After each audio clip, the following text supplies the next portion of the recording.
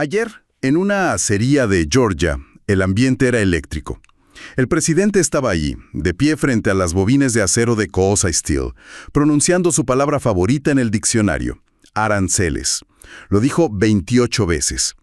Entre el estruendo de la maquinaria, hablaba de prosperidad, de muros económicos y de golpear de vuelta a quienes, según él, llevan años saqueando al país.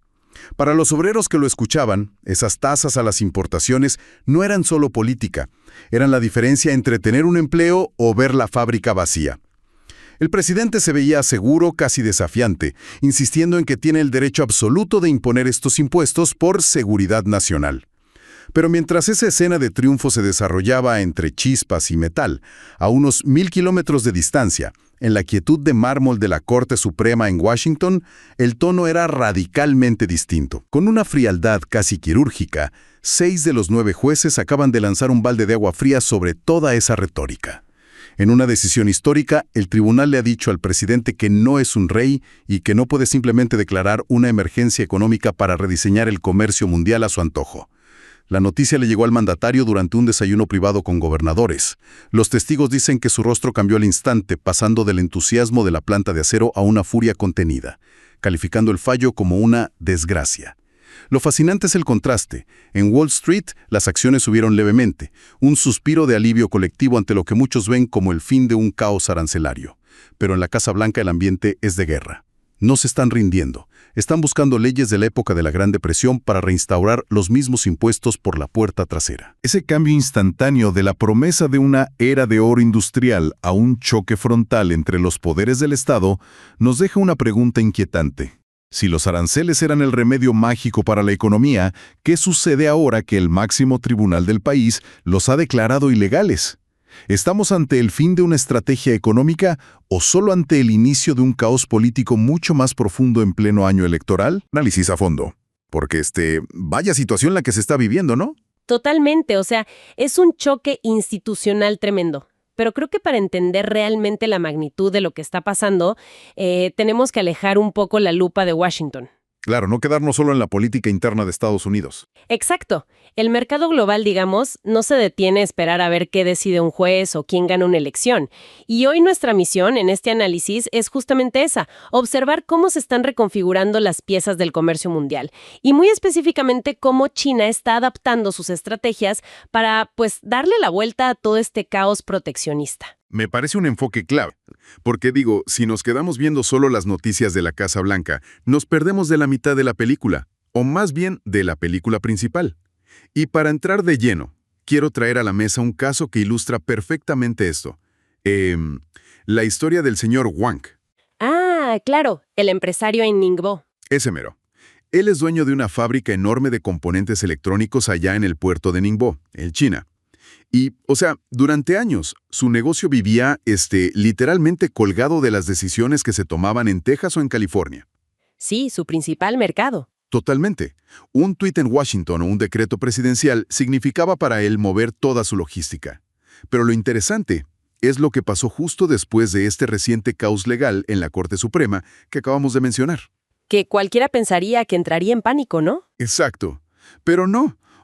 En lugar de quedarse paralizado esperando a ver si el gobierno de Estados Unidos logra sacar una ley de la época de la Gran Depresión para volver a poner aranceles, el señor Wang simplemente dejó de esperar. Se reporta que ha estado firmando contratos, pero bajo el marco del RCEP. ¿El RCEP qué es? La Asociación Económica Integral Regional. Exactamente. Y eso lo cambia todo. Porque, el señor Wang ya no está dirigiendo sus barcos hacia el Pacífico Oriental, está apuntando hacia el sudeste asiático. Hacia mercados que están creciendo de forma brutal. Y sobre todo mercados que ofrecen reglas claras. Es una postura hiperpragmática. Como empresario, lo que buscas es sobrevivir y la única forma de hacerlo cuando las reglas en Occidente cambian con cada ciclo electoral es buscando certidumbre en otro lado. Totalmente. Y es que el RCEP no es cualquier tratado. A veces se nos olvida el tamaño de este bloque.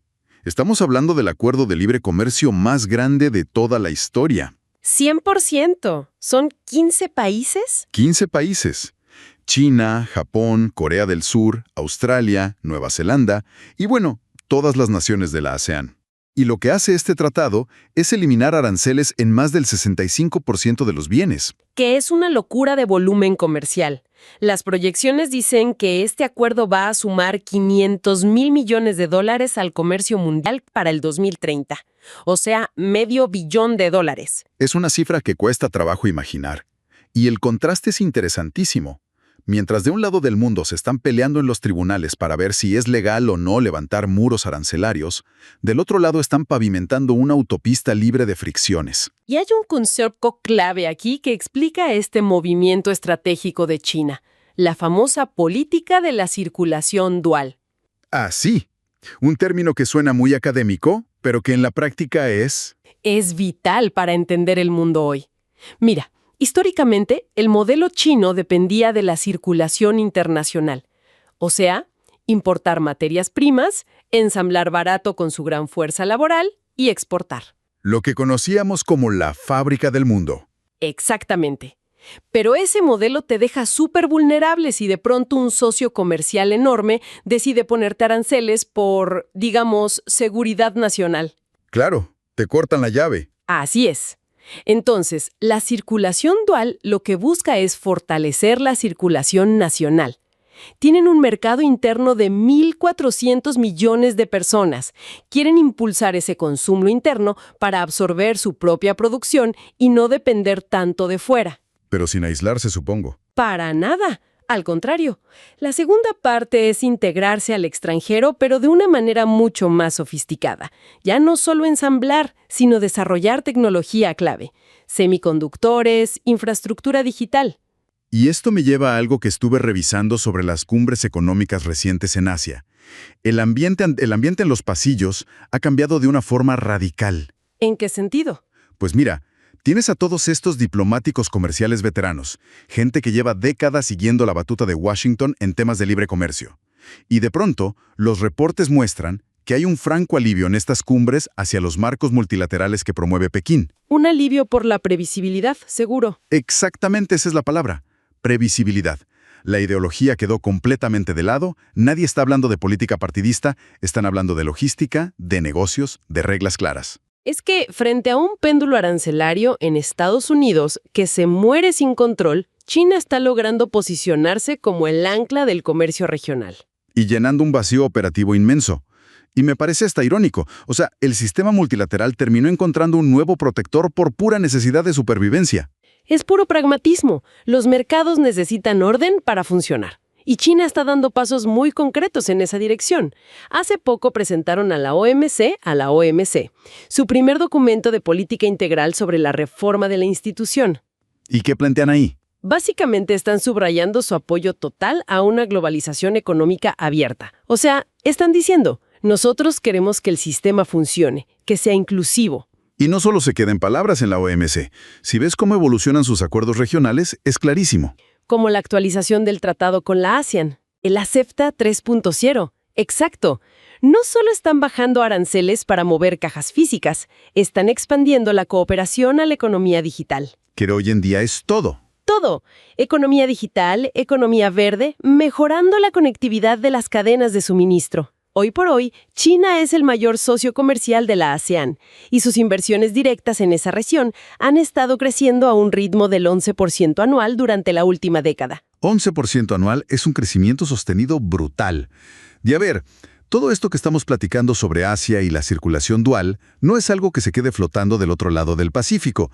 Tiene un impacto súper directo de este lado del mundo. 100%. El sur global está prestando mucha atención. Y un caso perfecto para ilustrarlo lo tenemos aquí muy cerca, en Monterrey, México.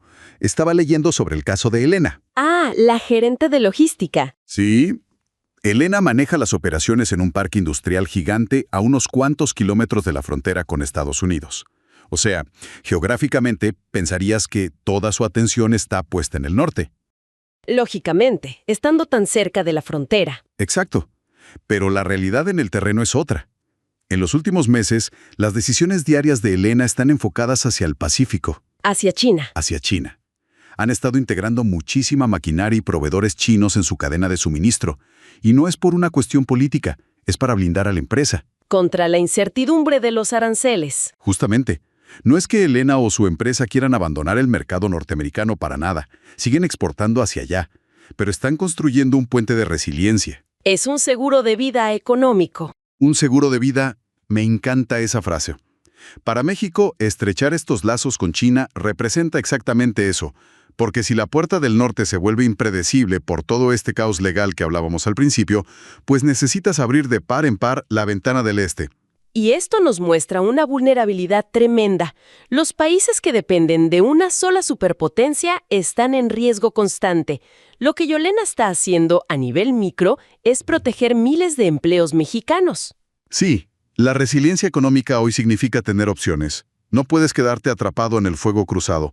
Y México está aprendiendo a navegar muy bien entre estas dos aguas. Y no es el único. Si ves al sur global en general, las economías en desarrollo están adoptando estos marcos comerciales respaldados por China porque, al final del día, lo que priorizan es el desarrollo rápido y que su operación esté segura. Quieren certidumbre para poder crecer. Exacto. Y esto se nota muchísimo en la reubicación de manufacturas. Por ejemplo, en sectores clave como los componentes automotrices. Hoy que es fuertísimo en México. Y también en las cadenas de suministro de los vehículos eléctricos. Todo este ecosistema se sostiene en gran medida por la inversión y los bienes intermedios que China está proveyendo a estos mercados emergentes. Es que proveen la maquinaria, los componentes, la tecnología. Y aquí se ensambla y se genera valor. O sea, es una integración real. Es una integración profundísima, que va mucho más allá de simplemente comprar y vender productos terminados. Están conectando sus ecosistemas industriales. Y esto me hace pensar en cómo va a ser el panorama en un par de años. Porque, o sea, mientras en Occidente seguimos enredados en estas fricciones legales internas, que si la Corte Suprema, que si las leyes de la Gran Depresión. Que desgastan muchísimo en la confianza de los inversionistas. Demasiado. Mientras eso pasa, del otro lado, vemos un avance constante consolidando asociaciones multilaterales. Ofreciendo la estabilidad que todo el mundo está pidiendo a gritos. A gritos, las economías emergentes no tienen tiempo para debates filosóficos sobre aranceles. Necesitan crecer hoy. Y la certidumbre operativa es la moneda más valiosa del momento. Definitivamente. Y creo que si hacemos una síntesis de todo este panorama comercial, la reestructuración que estamos presenciando es profunda y estructural. Ya no hay vuelta atrás. No la hay. El centro de gravedad económico se ha movido hacia este modelo de integración y resiliencia. La era donde las disputas legales de una sola nación podían paralizar al mundo entero, Ya quedó atrás. es la que va a dictar cómo se distribuye la riqueza global en las próximas décadas. Y vaya que es un cambio de paradigma total.